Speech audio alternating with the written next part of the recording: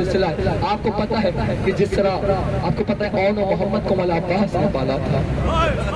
جی جی اپنے تیغ چلانے کے ہنر مولا عباس نے سکھائے, تیر و تبر کے ہنر مولا عباس نے بچپن سے لے کے تب تک رہے, تب تک مولا عباس انہیں سکھاتے رہے. آخر شہزادی زینب کے بیٹے ہیں, اور عباس نہیں پالے گا تو کون پالے گا. سید جلیل اور شیخ خراسانی کا واقعہ جو مشہور ہے آپ نے سنا بھی ہوگا, لیکن آپ کی یاد تازہ کرنے کے لیے کہ وہ جب یہاں پر آئے اس زمانے میں تو آپ نے پتا ہے کہ سرداب ہے, سرداب میں مولا کی قبر ہے, پانی طواف کرتا ہے. جب وہ اندر گئے تو انہوں نے کہا کہ ٹھیک ہے ہم اصلی قبر کی زیارت کرتے ہیں. تو وہ کہتے ہیں کہ جیسے ہی ہم داخل ہوئے تو پانی بھی تھا, تو جیسے ہی ہم نے پہلا قدم رکھا تو ہمارے قدم من بھر کے ہو گئے. ہیبت ابوالفضل عباس سے ہمارے قدم اٹھے نہیں. تو پھر ہم چونکہ شاعر بھی تھے تو ہم نے بے ساختہ کتاب نکالی اور مرثیہ پڑھنا شروع کرا, اور مرثیہ بی بی زینب کے حال کا تھا. مرثیہ بی بی زینب کے حال کا.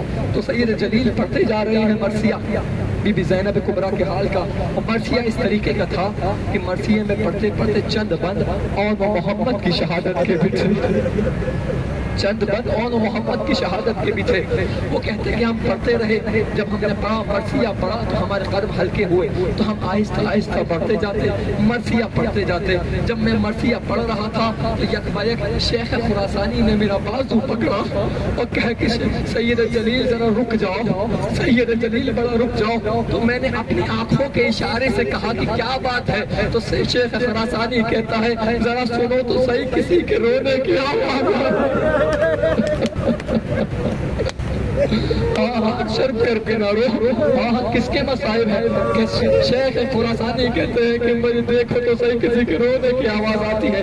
ہم نے دیکھا تو ہم نے محسوس کیا کہ پتہ نہیں کس کی آواز سنائی دکھائی تو کوئی نہیں دیتا, کس کے رونے کی آواز آتی ہے. تو ہم نے ذرا پھر پڑھنا شروع کرے. جب مصائب شہادت کے قریب پہنچے تو ہم نے دیکھا اب وہ آواز آہستہ آہستہ بلند ہونے لگی. وہ سسکیوں کی آواز دیکھی, ہمیں سمجھ میں نہیں آتا. ہم مرثیہ پڑھتے جاتے یک بیک قریب قبر عباس پہنچے. تو ہم نے جیسے ہی پڑھا تو شیخ خراسانی کہتا ہے سید جلیل رک جا, سید جلیل رک جا. اس نے کہا کیا وجہ ہے کہ رک جاؤ؟ کہتے دیکھو تو صحیح آواز کہاں سے آ رہی سمجھ میں نہیں آتا. اب جب شیخ خراسانی سے نظروں کے اشاروں سے کہا کہ سید جلیل وہ دیکھو آقا رو رہے اللہ اکبر. 1400 سال بعد بھی جب مصائب پڑے جائے تو برداشت نہیں ہوتے. اور میں کہوں گا یوں بھی رو رہے ہوں گے کیونکہ ان بچوں پہ ان کی ماں نہ روئی, ان بچوں پہ ان کی ماں نہ روئی. آخری جملہ, چند مصائب کیونکہ جتنے بھی ہو جائیں, جس کے آنسو جس طریقے سے نکل جائے, جس لہجے میں جس گوشے میں نکل جائے وہ محسوس کر لے. آپ کو پتا ہے جب اجازت لے کے گئے ہیں نا شہزادے ماموں سے تو جنگ کری ہے, وہ جنگ کری ہے کہ لوگوں نے الحفیظ و علماء کی صدائیں تھی.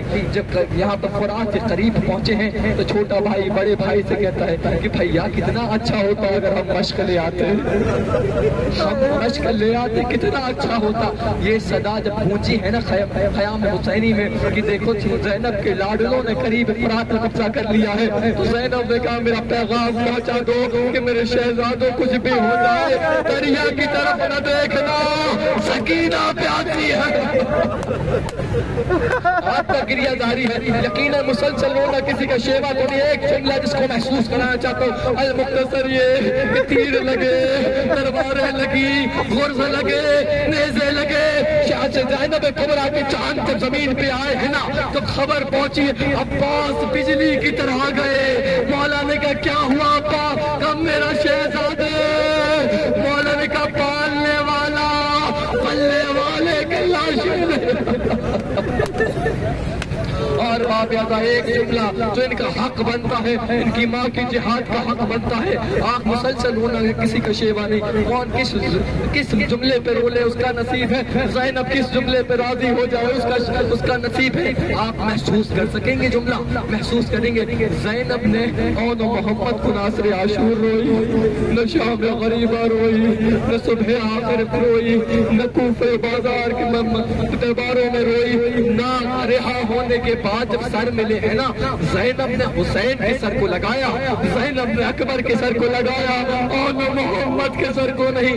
یوں بھی روئے، ان بچوں کی بڑی حسرت ہے، ان کی ماں روئے۔ آپ کو پتہ جب رہا ہونے کے بعد المختصر یہ کہ قافلہ مدینے آیا ہے نا، شہزادی پہلے گھر نہیں گئی، چند دنوں تک سید سجاد کے بعد عبداللہ آئے اور کہتے ہیں اپنے پھوپھی سے کہہ دو کہ گھر آ جائیں، ہر کوئی آتا ہے۔ کہا ٹھیک ہے۔ جیسی شہزادی آئی وہ کہتی جائیے اب گھر چلے جائیے۔ کہا میں کیسے چلے جاؤں؟ کہا پھوپھا نے کہا ہے بس گھر آتی ہیں۔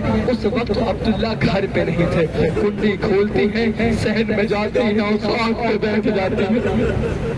چند لحظوں کے بعد عبداللہ آتے ہیں، دیکھتے کیا ہے، کہتے کیا ہے، عجیب جملہ کہتے ہیں کہ اے مستور یہاں پر آؤ، کیونکہ اس گھر میں ابھی کوئی عورت نہیں ہے، سجاد کے پاس جاؤ، وہاں مستور ہے۔ میری بیوی رو کے کہتی ہے عبداللہ تم نے بھی نہ پہچانا۔ عبداللہ کہتے بیوی کیسے پہچانوں جب کئی تھی بال کالے تھے، آئی ہے سفید ہو گئے۔ بیوی نے کہا تو کیسے نہ سفید ہو، جن آنکھوں نے اکبر کا کلیجہ دیکھا، جن آنکھوں نے عباس کے بازو دیکھے، جن آنکھوں نے حسین کا سر نو کے نیزہ پر۔ حال مختصر یہ کہ جیسے نام آیا نا تو مولا عبداللہ کہتے ہیں کہ اچھا بی بی بتاؤ، ہم نے سنا تھا صفین میں میرے مولا علی نے کہا تھا اگر جنگ دیکھنی ہو نا تو حسین کی دیکھنا، جنگ دیکھنی ہو تو حسین کی دیکھنا۔ جیسے ہی حسین کا نام آیا علی کی بیٹی کے تیور بدلے اور کہتی تمہیں پتا ہے میرا بھائی کیسے لڑا؟ ارے میرا بھائی بھوکا پیاسا لڑا، میرا بھائی پیاسا لڑا، 3 دن کا پیاسا، میرا شیر ایسے لڑا ایسے لڑا۔ اب شہزادی مصائب میں فضائل بیان کر رہی، میرا بھائی کہتا جاتا تھا لوگوں بھوکے پیاسے کی جنگ دیکھو، لوگوں اس کی جنگ دیکھو جس کا اکبر مارا گیا، اس کی جنگ دیکھو جس کا عباس مارا گیا۔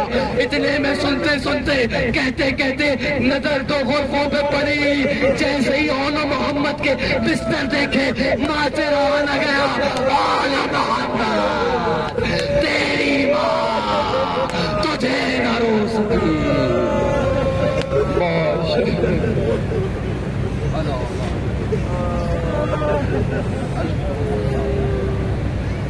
سيعرف الذين ظلموا وجعلوا محمد طيبين طاهرين۔ آل محمد ان آنسوؤں کو قبول کر، پروردگارا ہمارے پڑھنے یا سننے میں کوئی کوتاہی ہو گئی تو اسے بخش دینا۔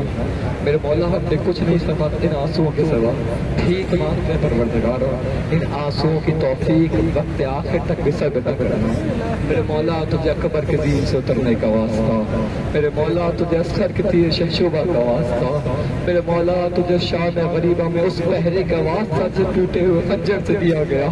میرے مولا جو یہاں جس نیت سے شریف منتیں مرادیں خواہشیں حسرتیں آرزوئیں تمنائیں لے کے آئے ہیں، غریب کربلا کا واسطہ پروردگار کے نیک حاجات مستجاب۔ ہماری اس شفاہ محمد میں کوئی خاص دعا نہیں مولا، بس ایک ہی ہے کہ یوسف زہرا جلد سے جلد آ جائے، اور جو آمین کہے پروردگار اس کو قبول فرما پروردگارا۔ اور جب وہ آئے تو ٹوٹی ہوئی پسلیوں والی قبروں کو پروردگار جلد روزہ تعمیر کرے، اور پروردگار ہم سب کو اس کے معمار اور مزدوروں میں شمار فرما۔ ربنا